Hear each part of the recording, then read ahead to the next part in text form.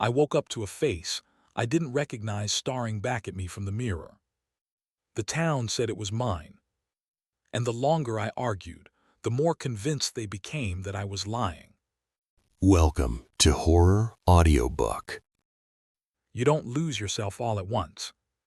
You lose yourself in reflections that don't match, in names people insist are yours, in memories everyone shares except you. This is not a story about amnesia.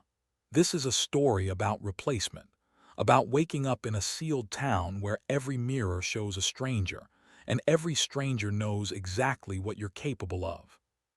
By the end of this audiobook, you'll understand one terrifying truth. Identity isn't something you own. It's something that can be taken. Chapter 1. You are not who you think you are. He woke to the sound of breathing and needed several seconds to realize it was his own. The room was dim, filtered through curtains the color of old nicotine stains, the kind that turned daylight into something tired and jaundiced. The ceiling above him was unfamiliar, too low, cracked in a way his mind insisted it had never seen before. A slow throb pulsed behind his eyes, not quite pain, more like pressure, as if something inside his skull was swelling against the bone. He lay still. Instinct told him not to move yet, to listen first. The air smelled faintly of dust and antiseptic. Beneath it, something metallic, old blood perhaps, or rust. The bed creaked when he shifted his fingers, and that small sound felt too loud, as if the room were listening. This isn't my life.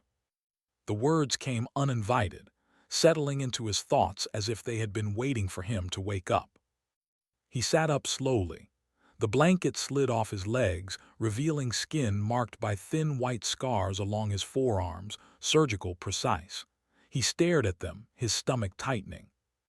He did not remember earning them. The room was sparse but deliberate.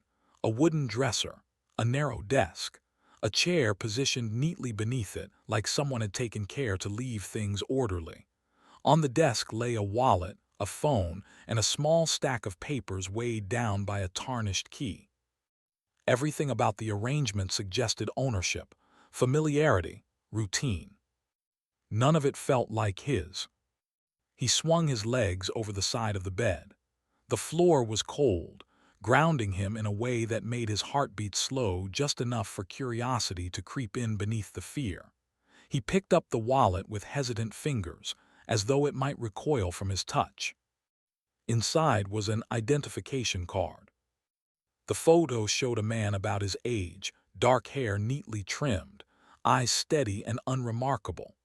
The name beneath the photo was one he recognized in the way you recognize a stranger's name after hearing it once, technically legible, emotionally hollow. It was his face. Or at least, it was a face wearing his expressions poorly, like a mask molded from memory rather than flesh. He dropped the wallet onto the desk. "No," he said aloud, testing his voice. It sounded right. That only made things worse. He rifled through the papers next. Official-looking documents, utility bills, a lease agreement bearing the same name, the same address, all dated months, no, years back. Photographs slipped from between the pages and scattered across the desk. He froze. The photos showed moments of a life in progress. The man, him, apparently, standing beside smiling strangers, arms slung casually around shoulders that leaned into him with ease. Holidays. Birthdays. A photo taken in front of a town sign he didn't recognize, the letters weathered and slightly crooked, as if the place itself had been bent out of shape over time. In every photo, the man looked comfortable, settled, as though he belonged exactly where he was. The disconnect made his skin prickle.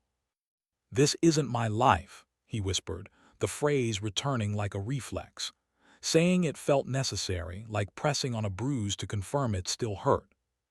His gaze drifted toward the bathroom door, slightly ajar at the far end of the room. Light leaked through the crack, white, sterile, unmoving. He hesitated, a sudden heaviness settling in his chest. He already knew what waited in there. That certainty frightened him more than the possibility of being wrong. The bathroom tiles were cold under his bare feet. The sink was clean, wiped down recently. A toothbrush sat in a cup beside the faucet, bristles worn in a way that suggested long-term use. Above the sink hung a rectangular mirror, its edges dulled by age. He raised his eyes slowly. The man in the mirror raised his eyes a fraction of a second later. It was subtle, almost nothing, but it was enough. The reflection stared back with the same face from the photos, the same face from the wallet, but there was a stillness to it that unsettled him. The eyes were calm, too calm, observant in a way that felt practiced. He lifted his hand. The reflection followed, but again, not perfectly. There was a delay, barely perceptible, like a poor signal catching up to itself. His pulse quickened. He leaned closer to the mirror, studying details with growing desperation. The shape of the nose, the faint crease near the mouth, a small scar at the hairline he did not remember receiving. The face showed no confusion, no fear. It looked patient. "You're not me," he said quietly. The reflection did not argue, it only watched. A sudden wave of dizziness forced him to grip the edge of the sink. For a moment the room seemed to tilt, the mirror stretching vertically like a warped lens. His reflection smiled then, not broadly, not maliciously, but with a subtle knowing curve of the lips. When he blinked, the smile was gone. He stumbled back, heart pounding hard enough to ache. The sound of it filled his ears, drowning out everything else. He left the bathroom quickly, as if the mirror might call after him if he lingered too long. Back in the bedroom, the phone on the desk vibrated. The sound made him flinch. He stared at it, dread coiling tight in his stomach. After several seconds, he picked it up. The screen lit immediately, no passcode required. A single notification waited. Missed call, unknown contact. Below it, a voicemail timestamped just minutes before he woke. With trembling fingers, he pressed play.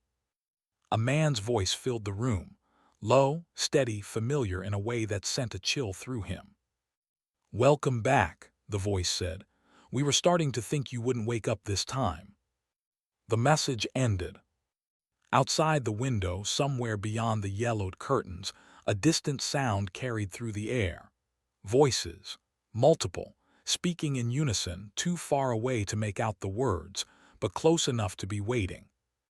He stood there, phone slack in his hand, surrounded by evidence of a life that insisted on claiming him. And for the first time since waking, a new thought crept in beneath the panic, cold and unwelcome.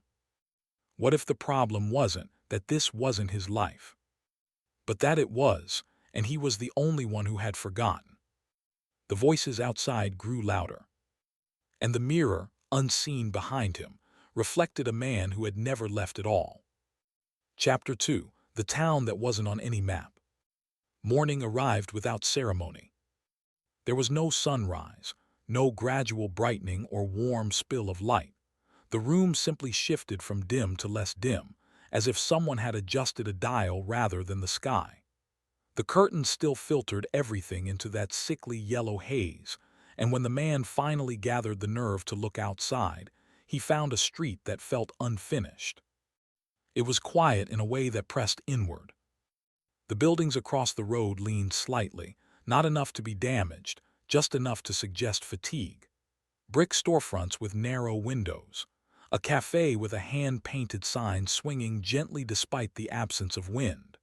Parked cars lined the curb, their paint dulled, their tires evenly worn as though they'd been driven often but never far. No people, not yet. He dressed carefully, choosing clothes from the dresser that fit him perfectly but felt wrong on his skin, like borrowed fabric still warm from someone else's body. The wallet went into his pocket. The phone, too, though it still showed no signal, the bars replaced by a small, unmoving X. Outside, the air smelled damp, earthy, like rain had fallen recently, even though the pavement was dry. His footsteps sounded too loud, echoing down the empty street, and with every step he expected someone to call out his name. They didn't. At the corner, a green road sign pointed left, east Riverway, to the right, west Riverway. He frowned and turned left. The road stretched ahead, straight and narrow, flanked by identical houses. As he walked, details began to repeat. The same mailbox dent, the same cracked sidewalk slab.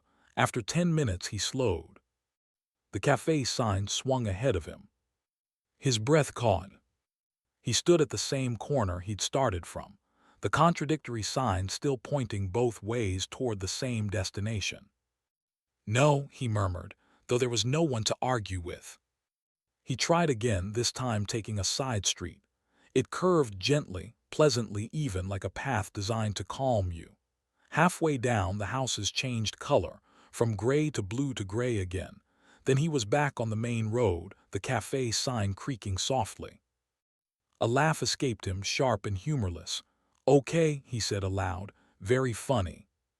The town did not respond. As if on cue, a figure emerged from one of the storefronts.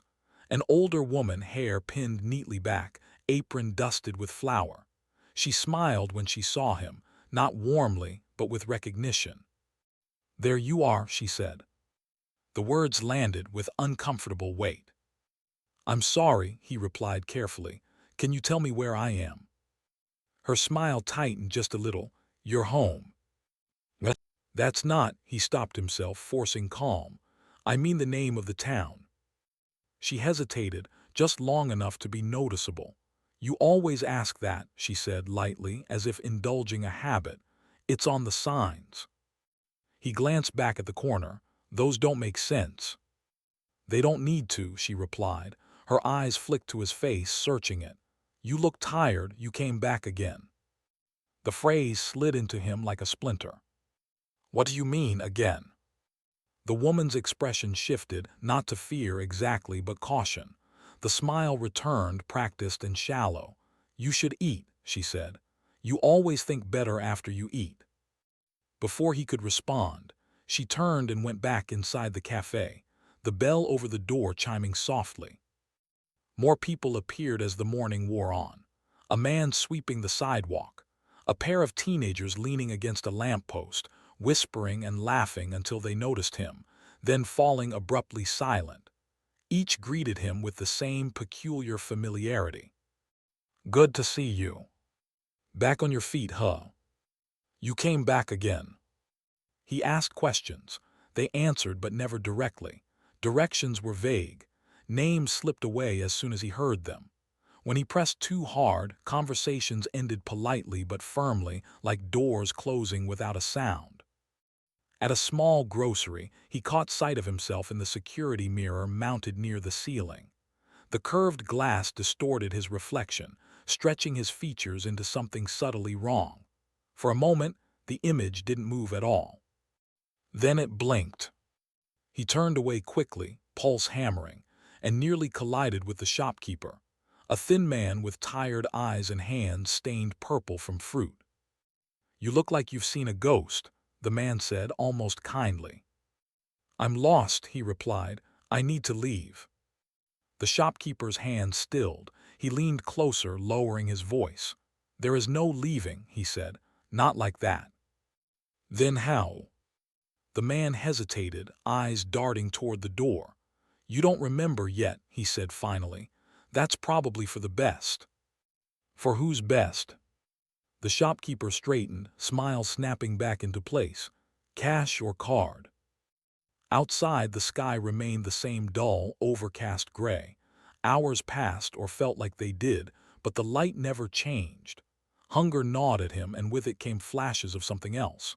Not memories exactly, more like impressions. Standing on this same street, having this same conversation, feeling this same creeping dread. A loop. By late afternoon, if that was what it was, he found the edge of town, or what should have been the edge. The buildings thinned, giving way to a dirt road that wound into a stand of trees. Hope flared in his chest. He followed it, heart racing, the smell of pine growing stronger with every step. The road curved, dipped, and spat him out behind the cafe. He stopped, chest heaving, and laughed again, louder this time. The sound echoed too long, bouncing off walls that felt closer than they should have been. Across the street, the older woman watched him from the cafe doorway. She met his eyes and shook her head gently. "Don't exhaust yourself," she called. "You'll only forget faster." "Forget what?" he shouted back. She didn't answer, just turned the sign in the window from open to closed. As evening refused to fall, the realization settled heavy and inescapable. The town wasn't hiding its exits. It simply didn't have any. And somewhere beneath the streets, beneath the repeating paths and smiling faces, something waited patiently for him to remember why he kept coming back. Behind him, a voice murmured close to his ear, too close. "See," it said softly, "you always end up here." He spun around. No one was there. Chapter 3. Everyone knows what you did. The first accusation was so subtle he almost missed it. It came wrapped in politeness, disguised as concern, and delivered with a smile that never quite reached the eyes. He was standing outside the cafe again. He couldn't remember choosing to return there, when a man in a gray coat approached him, middle-aged, average in every way that made him forgettable at a glance, the kind of person you'd never notice twice. The man nodded in greeting. "Good to see you up and walking," he said, "after everything." The pause was brief, intentional. "After what?" the man asked. The stranger's lips pressed together. "You really don't remember," he said softly. "Not a question, an observation. That must be a relief." Before he could press further, the man tipped an imaginary hat and walked on, leaving behind a trail of unease that clung like smoke. As the day, or whatever passed for day here, continued, the pattern repeated. A woman stocking shelves in the grocery stopped mid-motion when she saw him, the box slipping slightly in her hands. "They said you might be back out already," she murmured, then corrected herself quickly. "I mean, good to see you." Two children playing marbles on the sidewalk froze when he passed. One whispered too loudly, "That's him." The other shushed him with frantic urgency. Each interaction carried the same shape: recognition, hesitation, silence. Judgment. The air felt heavier with every step, as though the town itself were pressing closer, listening. He became acutely aware of his body, how he stood, how his hands moved, the expression on his face.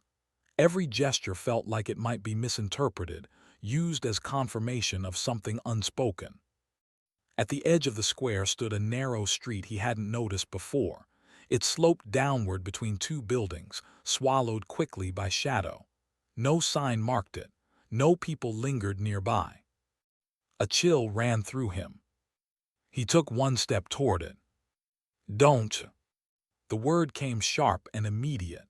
A young woman stood behind him, her voice low but urgent. She wore a faded red jacket and kept glancing over her shoulder as if afraid of being seen with him. "You shouldn't go there," she said. "Not yet." "Why?" he asked. Her jaw tightened. "Because that's where it happened." The phrase struck him like a physical blow. "What happened?" he pressed. She swallowed.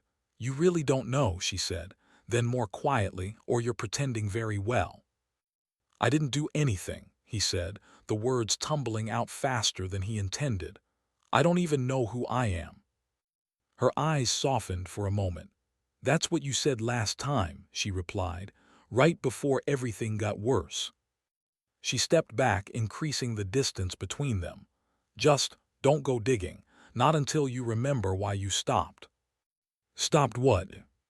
But she was already gone, merging into the crowd that had gathered without him noticing.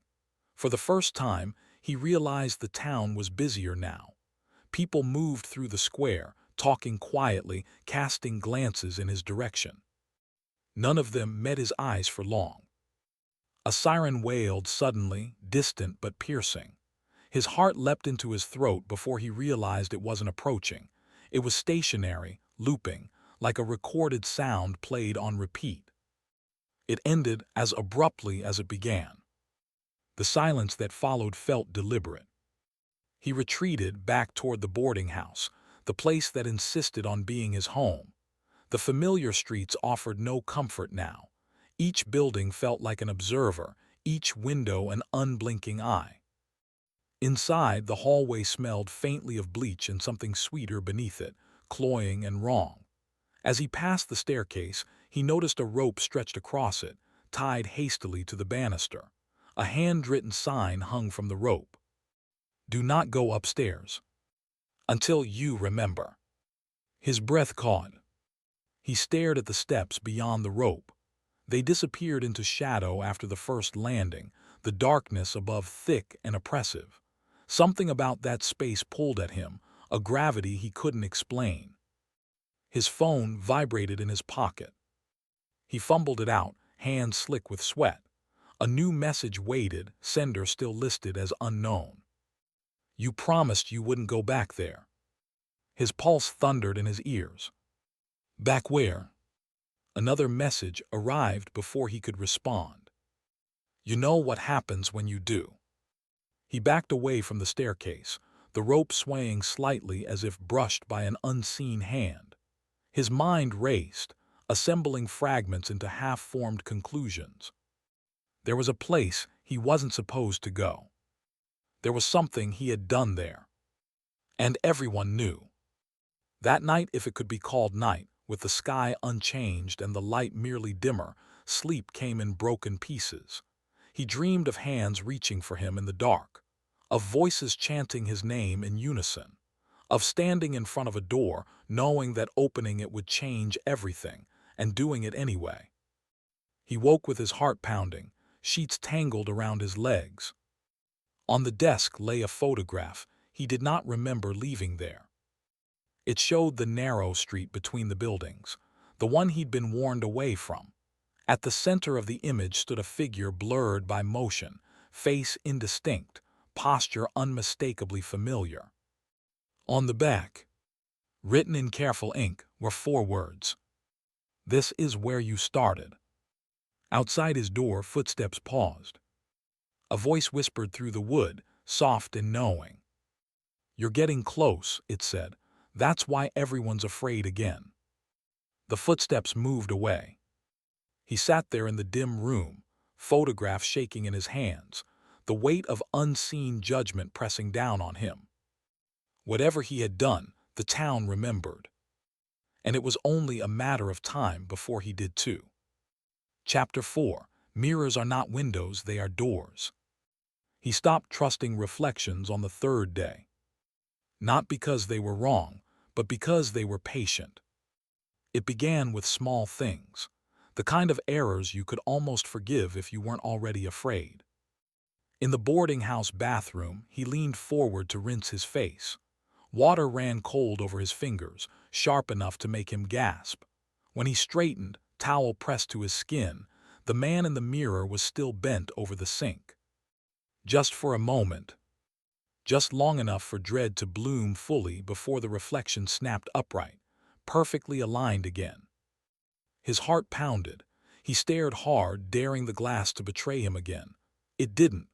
The man staring back looked tired, hollow-eyed, convincingly human. "I don't need to see myself to exist," he muttered, and turned the mirror to face the wall. The phrase became a ritual. In shop windows, he kept his gaze lowered. In the cafe, he chose a seat far from the polished metal counter.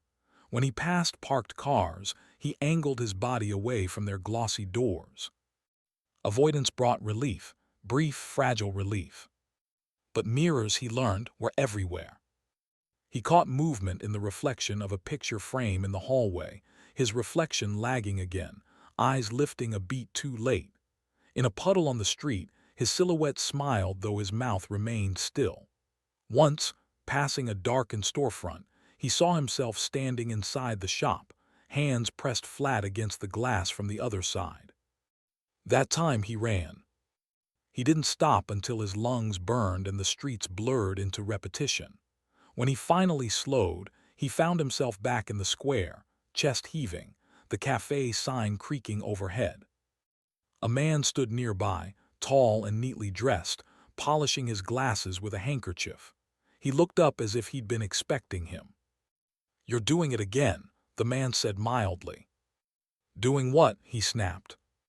"Pretending they're just mirrors." The man smiled, not unkindly. "That never worked before."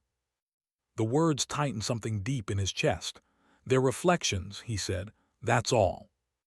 The man tilted his head. "Then why don't they behave like them?" Before he could respond, the man stepped aside, revealing a narrow antique shop behind him. Its front window was a patchwork of glass panes, some clear, some warped, some so dark they reflected nothing at all.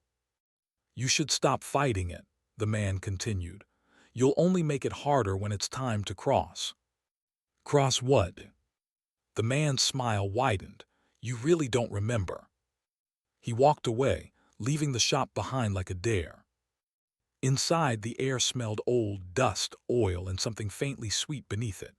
Mirrors lined the walls in every shape imaginable, tall and narrow, squat and round, ornate frames curling like frozen vines. He felt watched. At the center of the room stood a freestanding mirror draped with a cloth. He knew that this was the one he wasn't supposed to uncover. His hand moved anyway. The cloth slid free, pooling at his feet. The mirror beneath was flawless. No warping, no distortion. It showed him exactly as he was, down to the tightness in his jaw, the shallow rise and fall of his chest. Relief washed through him, so suddenly he laughed. "See," he whispered, "just glass." The reflection smiled. Slowly, deliberately, wider than his own mouth could manage. He staggered back, colliding with a display table. The mirror version of him stepped forward, palm lifting, and pressing flat against the glass from the inside. The surface rippled. Not shattered, not cracked. Softened, like water held in shape by memory. "You don't belong out there," the reflection said. Its voice was his, stripped of fear. "You never did." "I'm real," he said hoarsely. "You're just." "A door," the reflection finished, "like all the others." He fled the shop, the bell screaming above the door as he burst into the street. People turned to stare. No one intervened. No one asked what was wrong. They already knew. Back in his room, he covered every reflective surface he could find. Sheets over mirrors, towels over glass. He tore a page from a notebook and taped it over the bathroom mirror, the paper trembling under his hands. "I don't need to see myself to exist." He repeated it until the words lost meaning. Sleep came fitfully. Dreams crowded in, of standing before a mirror that showed a different room behind him, of reaching out and feeling fingers close around his wrist from the other side, of stepping through and feeling relief so deep it felt like forgiveness. He woke to knocking. 3 sharp raps on the door. When he opened it, the young woman in the red jacket stood there, eyes dark with urgency. "They're getting closer," she said. "You shouldn't have gone into that shop." "I didn't mean to," he replied. She shook her head. "You always say that." "What happens if they catch me?" he asked. She hesitated. "Depends which side you're on when it happens." Before he could ask what that meant, her gaze flicked past him, toward the covered mirror on the wall. Her face drained of color. "Oh," she whispered, "it's already started." He turned. The paper taped over the mirror bulged outward, stretching, as if pressed from behind by a living thing. A fingertip traced a slow line across the paper. Then another. He backed away, heart racing, as the surface pushed harder, the paper tearing with a soft, terrible sound. From the other side of the mirror, his own voice spoke calmly, patiently. "You can't keep me in forever," it said, "and you know what happens when you try." The paper split, and the mirror began to open. Chapter 5. Your name is a weapon here. The first time someone said his name out loud, it felt like being struck. Not emotionally, physically. He was halfway down the street, moving quickly, keeping his eyes low, when a voice called out behind him, clear, confident, unmistakable. "Daniel!" The sound hit him in the spine. His legs buckled. The world lurched sideways, colors draining as if someone had turned a knob behind his eyes. For a heartbeat, maybe longer, he was nowhere at all. Just a sensation of falling inward, collapsing into a narrow point that couldn't hold him. He caught himself against a brick wall, gasping. His hands shook violently, fingers numb and tingling. The air tasted wrong, sharp and metallic. "That's what happens now," said the man who had spoken his name. Daniel apparently looked up slowly. The man stood a few steps away, hands folded calmly, as if he'd merely asked for directions. "You shouldn't use it like that," the man continued, "not without warning." "Why?" Daniel asked. The word scraped its way out of his throat. The man studied him with open curiosity. "Because it pulls you apart," he said, "same as last time." Daniel straightened with effort. "That's not my name." The man smiled, indulgent. "It's the one that works." He walked away, leaving the name hanging in the air like a residue. It took several minutes before Daniel could move again without nausea surging up his throat. From then on, he noticed how carefully people spoke around him. Conversations stopped when he approached. Names were avoided, replaced with pauses or gestures. When someone did say it, Daniel, it was deliberate, measured, like pulling the trigger on a loaded gun. He tested it himself that afternoon, alone in his room. He stood in the center of the floor, heart hammering, and whispered the name aloud. "Daniel." The room tilted. His vision tunneled. Images flashed behind his eyes, standing in the square, shouting, hands gripping his shoulders, a mirror shattering outward instead of in.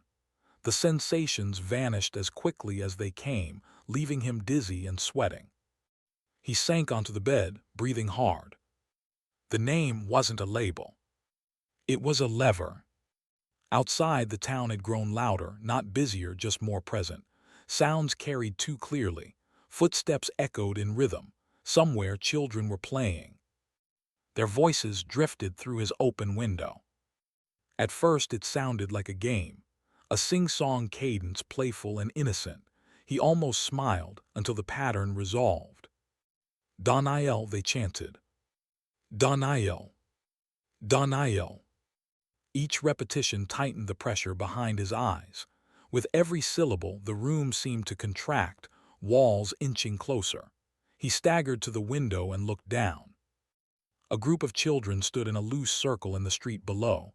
5 of them, maybe 6. They rocked gently back and forth as they chanted, faces blank, eyes unfocused. One of them looked up. The child smiled.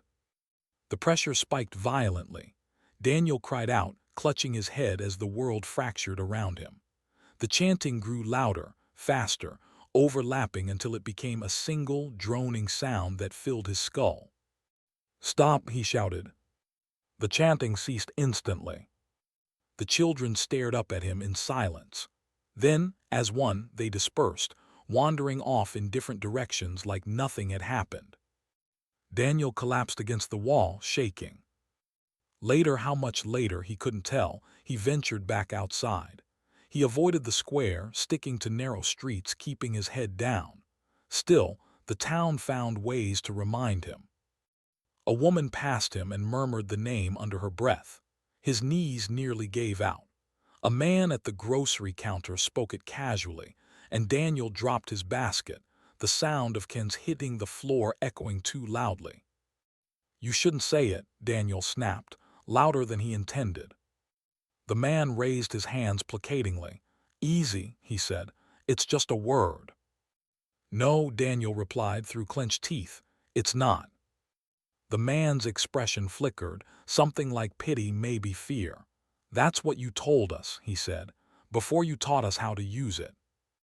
The words followed Daniel all the way back to the boarding house. Inside, he found the young woman in the red jacket waiting in the hallway. She glanced up as he approached, then quickly looked away, as if afraid of speaking. "You have to help me," Daniel said. "They're doing something with my name." She sighed, shoulders slumping. "We warned you," she said. "Names give things shape here. Yours anchors you." "To what?" She hesitated. "To this side." His stomach dropped. "What's the other side?" Her silence was answer enough. "That's why they chant it," she continued quietly. "Why they say it when you try to leave. It pulls you back into focus, keeps you from slipping." "Slipping into what?" he demanded. She met his gaze then, eyes sharp. "Into the version of you that doesn't hurt anymore." That night the town was restless. Whispers seeped through the walls, fragments of conversations that stopped just short of clarity. His name surfaced again and again, always distant, always just loud enough to be felt. He pressed his hands over his ears, rocking slightly, repeating a counterchant under his breath. "I don't need a name to exist. I don't need a name to exist." For a while it helped. Then his phone vibrated. A message from unknown. "They're practicing." Another followed. "You should have stayed quiet." Down the hallway, doors creaked open. Footsteps gathered, slow and purposeful. Voices murmured, coordinating, rehearsing. Daniel backed into his room, heart racing, as the realization settled in with terrible clarity. In this town, identity wasn't something you claimed. It was something they called out. And something that answered, whether you wanted it to or not. The chanting began again, closer this time. And his name rose with it, growing stronger with every voice that joined in. Chapter 6. The Stranger Who Knows Your Thoughts. He knew the stranger before he saw him. The certainty arrived first, a tightening in the chest, a pressure behind the eyes, the unmistakable sense of being anticipated. Daniel slowed his steps in the narrow alley, breath fogging faintly in the unmoving air. The walls here were close, brick damp to the touch, carrying the sour smell of mildew and something older beneath it. He rounded the corner. And there he was. The man leaned casually against the brick wall as if he had been waiting for hours. Hands in pockets, posture relaxed, no tension anywhere in his body. He looked exactly like the man from the mirrors, exactly like Daniel, but untouched by fear. "Don't run," the stranger said pleasantly. "You never get very far when you do." Daniel froze. Seeing his own face move independently, speak with confidence, was worse than any reflection. This version was solid, real. His shoes scuffed the ground when he shifted his weight. His breath stirred the air. "You shouldn't be here," Daniel said. The stranger smiled. "That's not true. I'm the only one who should be here." Daniel's pulse roared in his ears. "What are you?" The man shrugged. "I'm you, or at least the part that understands how this works." He stepped forward. Daniel instinctively backed away, spine hitting the alley wall. Up close, the differences were subtle but devastating. The stranger's eyes were steady, unclouded by doubt. His movements were economical, practiced. "You feel it, don't you?" the stranger continued. "The town pushing back, the rules tightening, that's because you're out of place." "I woke up here," Daniel said. "I didn't choose this." "No," the stranger agreed. "You chose to leave. Waking up was the compromise." Daniel shook his head. "You're lying." The stranger's smile didn't falter. "I don't lie, I don't need to." A voice echoed at the mouth of the alley. Someone calling Daniel's name, tentative, testing. Daniel flinched. The stranger didn't. "You see," the stranger said softly, "they listen to me now." The voice faded. Footsteps retreated. "They're getting better," the stranger added. "Last time it took longer." Daniel swallowed. "Last time what?" The stranger leaned in close, lowering his voice. "Last time you tried to take my place." The words landed with crushing weight. "You didn't belong here then either," the stranger said. But you were louder, messier, you broke things. A flicker of memory surfaced, glass shattering outward, not in, people shouting, hands pulling him back as he lunged forward. You promised, the stranger continued calmly. You said you'd stay quiet, that you'd let me handle it. I don't remember that, Daniel whispered. That's the point. They exited the alley together, the town opening around them like a stage set. People glanced over, expressions shifting when they saw the two identical figures walking side by side. Some stiffened, others relaxed. He's back, someone murmured. Yes, another replied, but not for long. They reached the square. The cafe sign creaked overhead.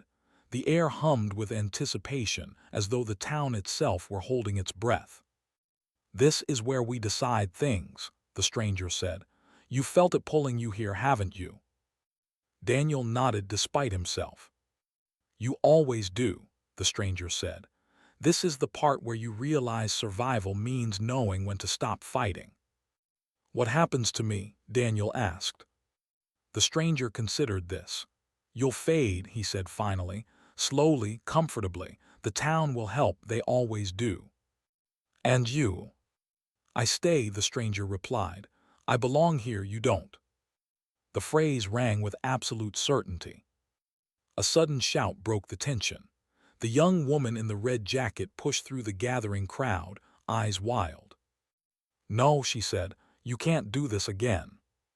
The stranger turned to her, expression unreadable. You said you'd stay out of it. I lied, she snapped. She grabbed Daniel's arm, fingers digging in hard. He's not ready. He'll never be ready, the stranger replied. That's why this keeps happening. People began to circle them now, a loose ring tightening with every second. Daniel felt their attention like weight pressing down on his skin.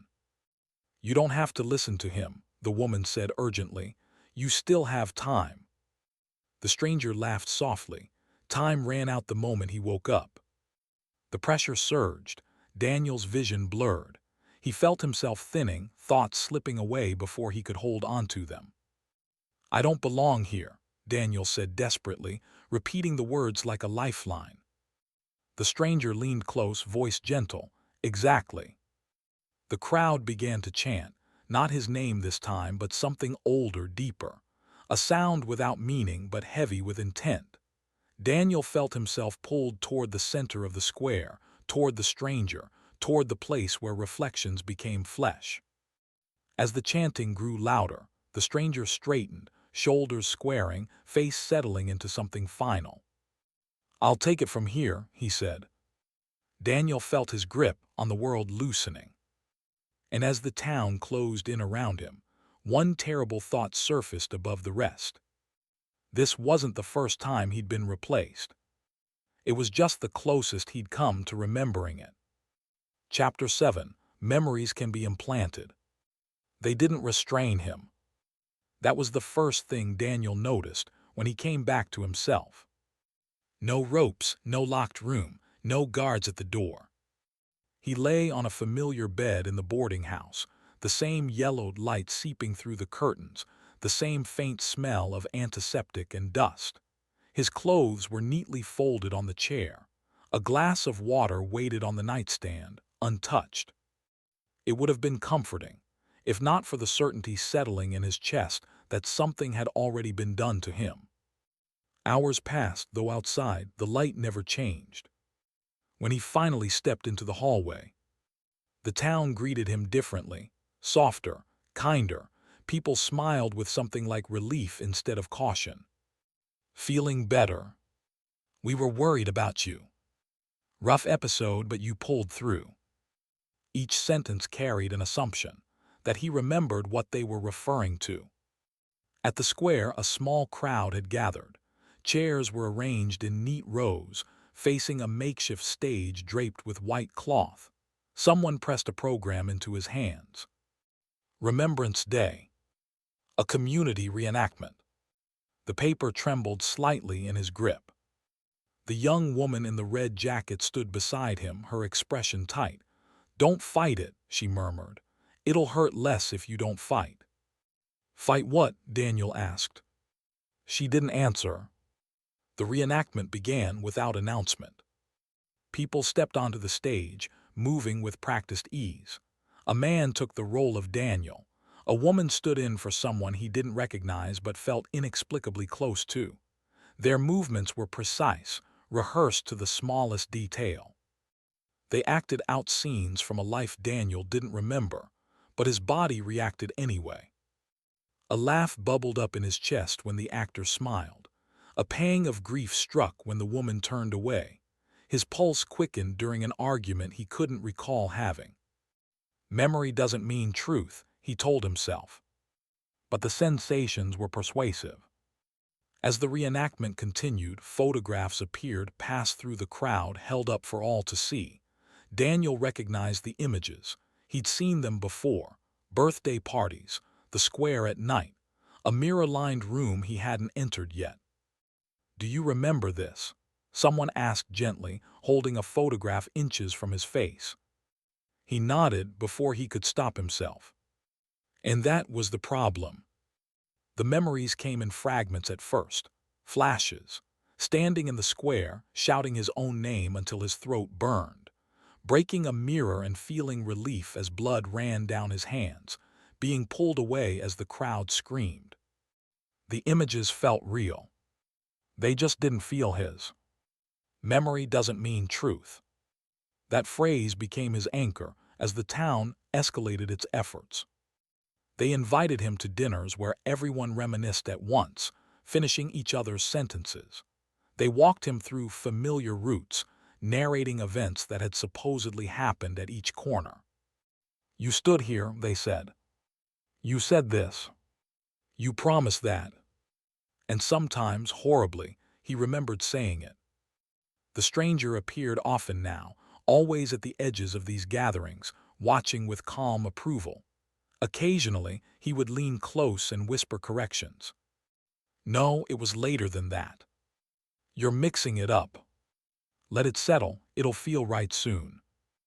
Daniel began to lose track of which memories were new and which had been planted. He remembered a childhood that didn't carry warmth, a first love that ended in fear, a moment in front of a mirror where he'd begged to be let out. Each memory fit too neatly, like puzzle pieces shaved down to force alignment. One afternoon, the town staged the worst one. They brought him to the narrow street, the one he'd been warned away from. Chairs lined the sidewalks. People gathered silently as a reenactment unfolded at the far end. This time, the actor playing Daniel looked terrified. "This is where you crossed over," someone whispered beside him, "where you tried to switch places." The reenactment showed the actor screaming at his reflection in a storefront window. The reflection smiled back. Daniel's head throbbed violently. The crowd leaned in as the actor struck the glass, again and again, until it rippled like liquid. Hands reached out, from the reflection, from the crowd, from everywhere at once. Daniel staggered back, gasping. "I didn't do this," he whispered. The stranger stepped up beside him. "You did," he said calmly. "You just do like how it ends." "How does it end?" Daniel asked. The stranger smiled faintly.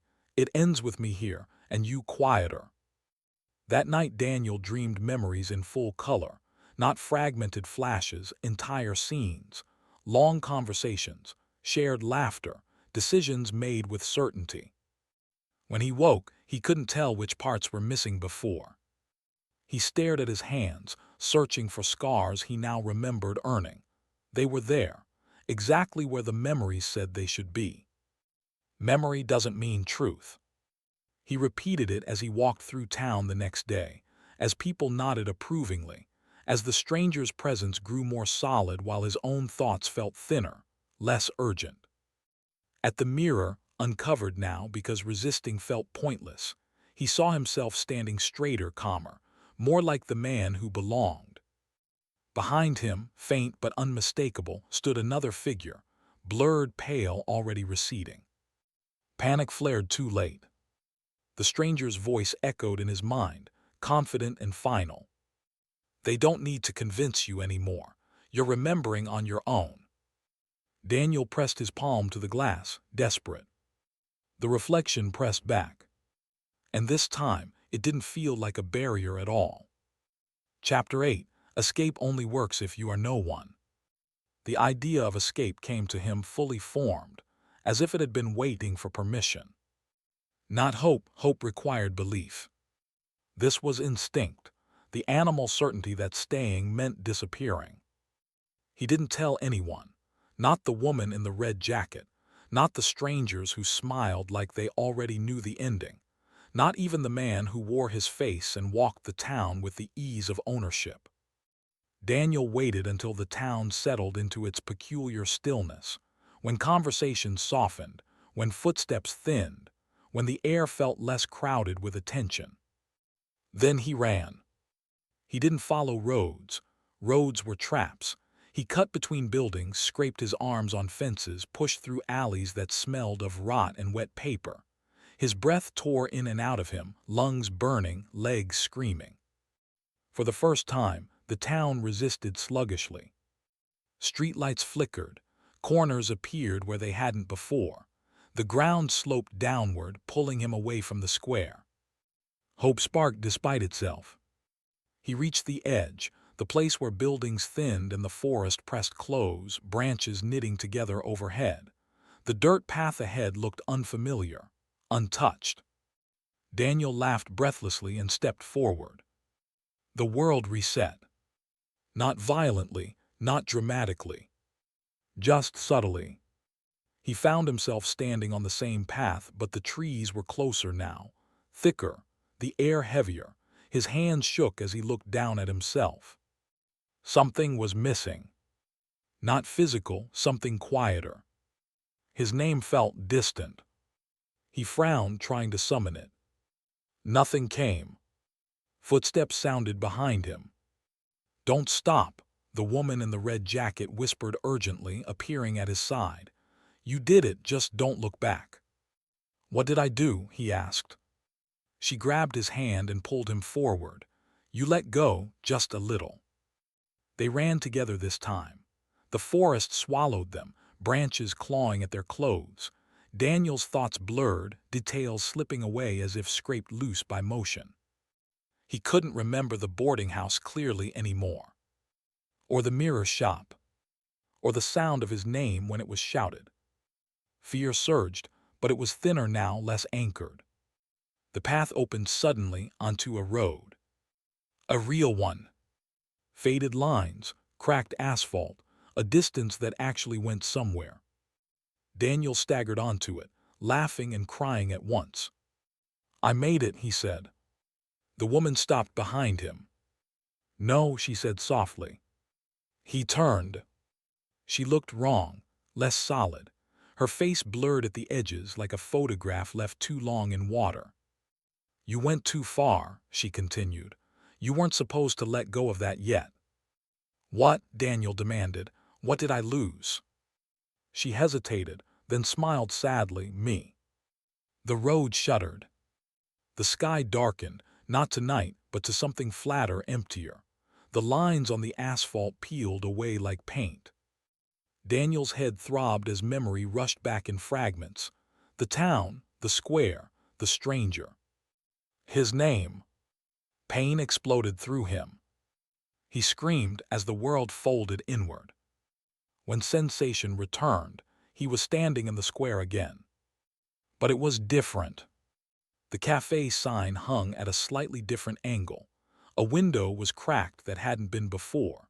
People moved with faint disorientation, glancing around as if unsure how they'd arrived where they were. The stranger stood at the center, hands clasped behind his back. "You almost broke it," he said calmly. "That was careless." Daniel staggered, clutching his head. "I was out," he rasped. "Yes," the stranger agreed, "for a moment." "You said I didn't belong," Daniel snapped. "So why pull me back?" The stranger tilted his head. "Because you took too much with you." "What do you want from me?" The stranger's expression softened. "I want you to stop existing loudly." Days passed, or versions of days. Daniel tried again. Each attempt was different. Once he avoided mirrors entirely, covering his face with mud, refusing to acknowledge his reflection. He made it farther that time, reached a river that smelled of cold iron and moving water. But when he stepped into it, the current carried pieces of him away, his childhood, his voice, the sensation of touch. He emerged on the opposite bank, unable to remember why he was afraid. The town reclaimed him easily after that. Another time, he gave up his face. He shattered every mirror he could find, sliced his cheek deeply enough that blood blurred his features. People screamed. The stranger watched, unreadable. Daniel fled into the forest faceless, unrecognizable even to himself. Freedom lasted minutes. When he returned, the cut was gone. So was his anger. Each escape worked partially, and each one cost him something essential. Names, feelings, resistance. Eventually, Daniel understood the pattern. Escape wasn't blocked. It was priced. The town didn't stop you from leaving. It asked what you were willing to erase to do it. On his final attempt, Daniel stood at the edge of the square, staring down the road that had once almost saved him. The stranger joined him. "You could go," the stranger said, "right now." Daniel didn't look at him. What would be left? The stranger considered. Very little. Daniel closed his eyes. For the first time since waking in the wrong life, he felt calm. Survival, he realized, wasn't about winning. It was about becoming unrecognizable enough to be ignored. He stepped forward. The town inhaled. And somewhere deep within its shifting streets, something smiled, because this time Daniel hadn't asked to escape. He had asked to disappear. And the town was very good at granting that wish. Chapter 9. The person they're protecting the town from is you. The town stopped pretending after that. No more gentle smiles. No more rehearsed reassurances. No more almost truths offered in careful fragments. Daniel noticed it first in the way people stood when he entered a room, feet angled toward exits, bodies subtly braced. Conversations didn't trail off anymore. They ended cleanly, decisively, like doors being locked. Containment had replaced courtesy. The young woman in the red jacket no longer avoided him. She sought him out instead, her face drawn tight with exhaustion. She looked like someone who had finally accepted a long-postponed responsibility. "They're going to tell you," she said quietly, leading him toward the old municipal building at the edge of town. "I argued against it, but they think you're ready now." "Ready for what?" Daniel asked. "For the truth that doesn't care if you can survive it." Inside, the building smelled of old paper and cold stone. The lights hummed faintly overhead. A group waited for him in the central chamber, men and women of different ages, all wearing the same expression. Not fear, not anger. Resolve. On the far wall hung a massive mirror, its surface clouded and dull. Cracks webbed across it, repaired again and again over time. "You built this place," an older man said, stepping forward. "Not the town itself, the purpose." Daniel laughed weakly. "I can't even remember my childhood." "That's part of the design," the man replied. They told him everything. Not all at once, never all at once, but enough. The town was not a prison. It was a filter.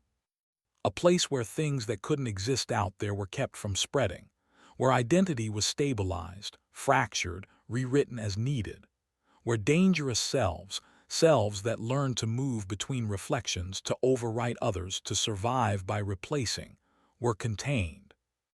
"You discovered how to cross," the woman said softly, "how to step through mirrors without leaving pieces behind."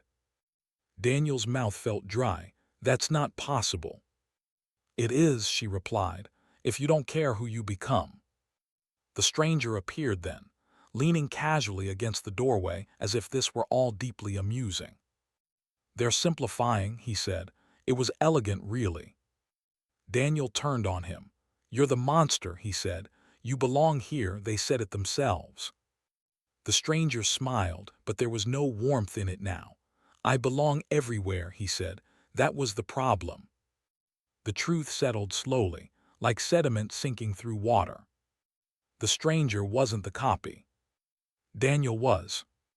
Or rather, this Daniel was. "You were the first one we stopped," the older man said. "The first version that didn't want to go back."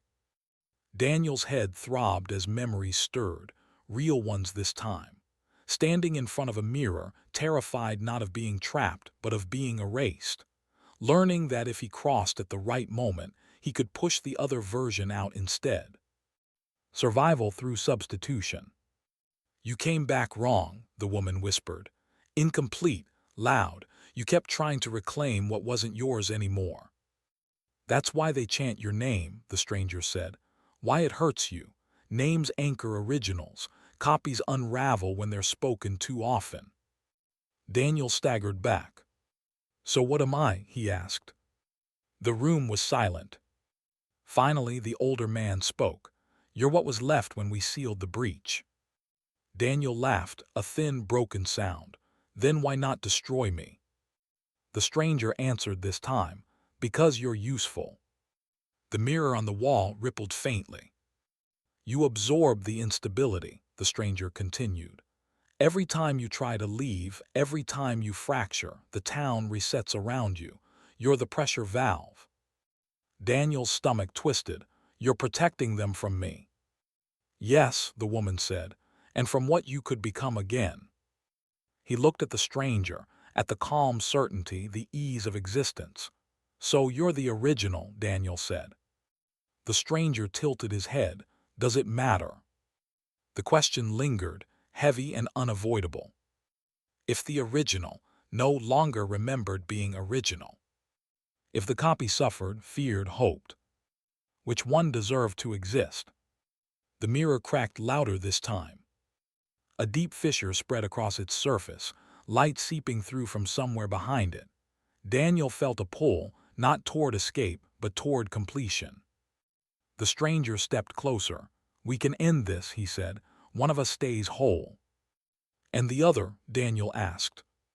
The stranger's voice softened. "The town will take care of it." Daniel closed his eyes. Moral horror replaced fear. Not the terror of dying, but the realization that survival itself might be the cruelest option. If he stepped back, the town would stabilize, people would live, the mirrors would quiet. If he stepped forward, the world beyond the town would be at risk again. The choice was his. And the most terrifying part was how much he wanted to choose himself. The mirror split down the center. The town held its breath. And Daniel stepped toward the truth, knowing only one version of him would walk away intact. Chapter 10. Identity is the first casualty. The mirror did not rush him. It waited. The cracked surface breathed faintly, light leaking through the fracture like a pulse. Daniel stood at the threshold, the town gathered behind him in a silent semicircle. No one tried to stop him. No one urged him forward. This choice at least was his. The stranger stood on the other side of the mirror now, or perhaps within it, his face steady, familiar in the way gravity is familiar, unquestioned, inevitable. "You already know what happens," the stranger said. "You've felt it enough times." Daniel nodded slowly. His thoughts felt distant, like they were happening in a room he'd already left. "If I go through," he said, "I end this." "Yes," the stranger replied, "for them." "And for you." The stranger smiled faintly. "For me, too." Daniel looked back at the town. The cafe sign creaked in the same tired rhythm. The streets lay in their looping patience. The people, ordinary, frightened, complicit, watched him with an expression that was almost gratitude. They had built their lives around his containment. He understood that now. "You won't remember," the woman in the red jacket said softly. She stood apart from the others, hands clasped tightly, eyes wet. "Once you stop resisting, it gets easier." "What happens to you?" Daniel asked. She hesitated. "I'll forget you," she said, "like I always do." Something in his chest tightened, not grief exactly, but the echo of it, a memory trying to exist without permission. He turned back to the mirror. The reflection had changed.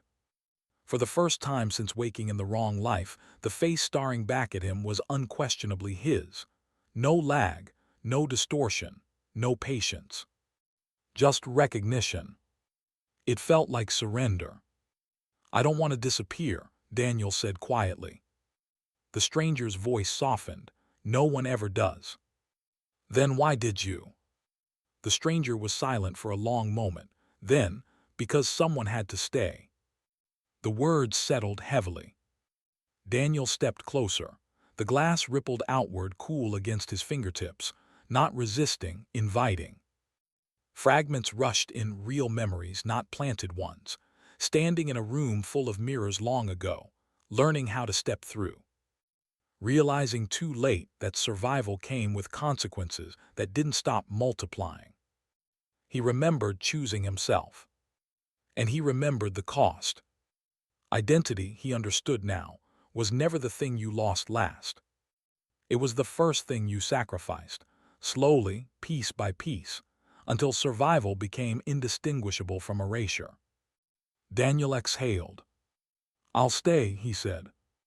The stranger closed his eyes, relief flickering across his face like something long denied.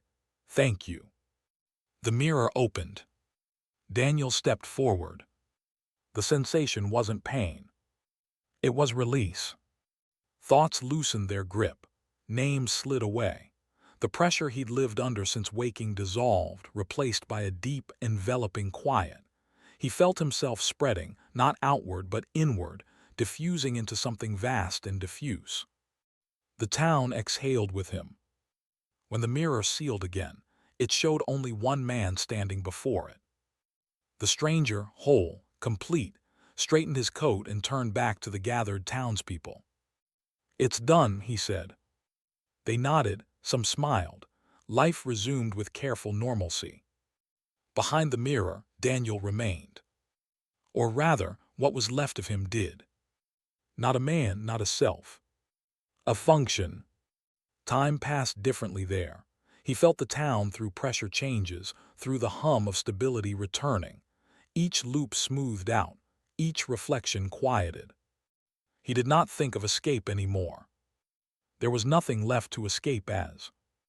At some point, long after it should have mattered, the mirror flickered. A crack formed. Daniel felt it immediately. A new presence stirred at the edges of the town, confused, awake. Somewhere, someone opened their eyes in a dim room with yellowed curtains. Somewhere a voice whispered, "This isn't my life." The town shifted, preparing itself. And deep within its mirrored heart, something that no longer had a name listened patiently. Ready to begin again. Closing chapter. This wasn't a story about losing your memory. It was a warning about how easily identity can be rewritten, by repetition, by isolation, by people who insist they know you better than you know yourself. The town didn't steal his face. It waited for him to give it up. And once he did, it moved on, ready for the next person who wakes up somewhere unfamiliar and trusts the mirror more than their own doubt. If this story unsettled you, good. That means you're still paying attention. So here's the challenge. The next time reality tells you who you are, ask yourself who benefits from you believing it. And if you're still listening, don't look in the mirror tonight.